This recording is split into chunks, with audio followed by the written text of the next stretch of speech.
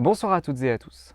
Tout au long du mois d'octobre, notre séance club va jouer à vous faire peur. Chaque semaine, dans le cadre de ce cycle thématique, vous allez découvrir ou redécouvrir un film qui a terrifié des générations et qui vous fera peut-être frissonner à votre tour ce soir. Alors, dans quelques minutes, nous vous proposons de voir ou de revoir Shining, un film sorti en 1980.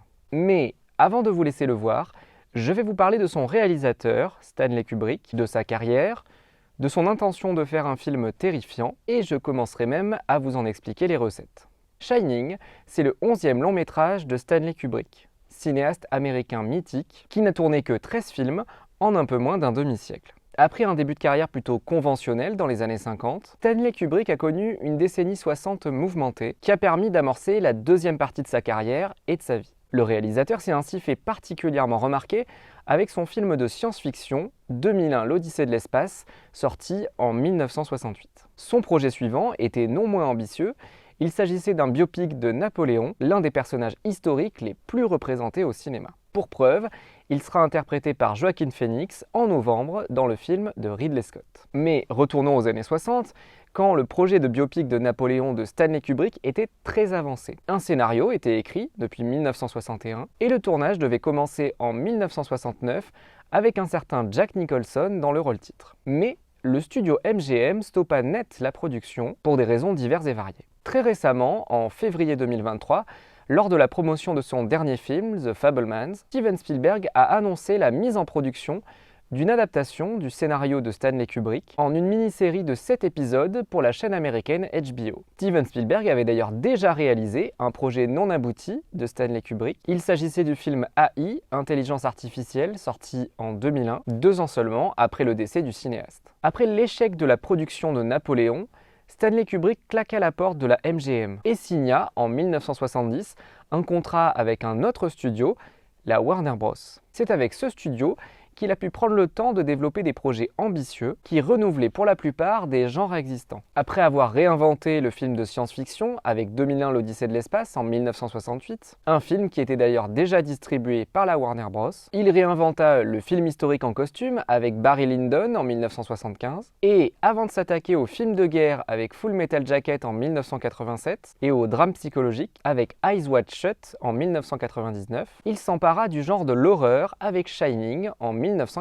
Certaines ou certains d'entre vous ne seront d'ailleurs peut-être pas d'accord avec le fait de qualifier Shining de film d'horreur. Il faut dire que les caractéristiques du film ne correspondent pas nécessairement à l'idée que l'on se fait du genre. Et pourtant, c'était bien l'intention de Stanley Kubrick de faire un film terrifiant. Au-delà du film d'horreur classique et de ses multiples sous-genres, très populaires dans les années 60 et 70, beaucoup de cinéastes, pas nécessairement spécialistes du genre, se sont quand même appliqués à terrifier le public à cette époque, comme Alfred Hitchcock avec la scène de la douche dans Psychose en 1960, William Friedkin avec la jeune fille possédée dans L'Exorciste en 1973, Steven Spielberg avec les attaques de requins dans Les Dents de la Mer en 1975, ou Ridley Scott avec la créature extraterrestre dans Alien en 1979.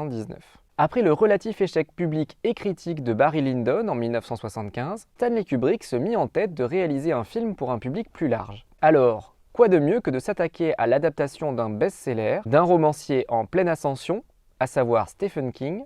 Shining, c'est le 3e roman de l'écrivain, publié en 1977, quelques mois après la sortie du film Carrie au bal du diable de Brian De Palma, qui était une adaptation du premier roman de Stephen King. Aujourd'hui, plus de 50 films sont des adaptations de ces romans. Et il est de notoriété publique que l'écrivain déteste le film de Stanley Kubrick. On touche justement du doigt le principe de l'adaptation cinématographique d'un roman, et la difficulté à laquelle peut être confronté un auteur quant à l'interprétation de son texte par un cinéaste. Après avoir questionné la violence dans Orange Mécanique, Stanley Kubrick s'intéresse donc à la peur dans Shining, et plus exactement aux moyens de faire peur au public à travers des images et du son. Dans Shining, vous le verrez dans quelques instants, l'horreur part de la banalité, de la normalité apparente de la situation initiale. Faites-moi confiance, tout vous fera peur. Les scènes fantasmées et la vue du sang peut-être, mais surtout la musique de Wendy Carlos et Rachel Elkind, entre classique et électronique, qui va venir vous glacer dès les premières secondes du film.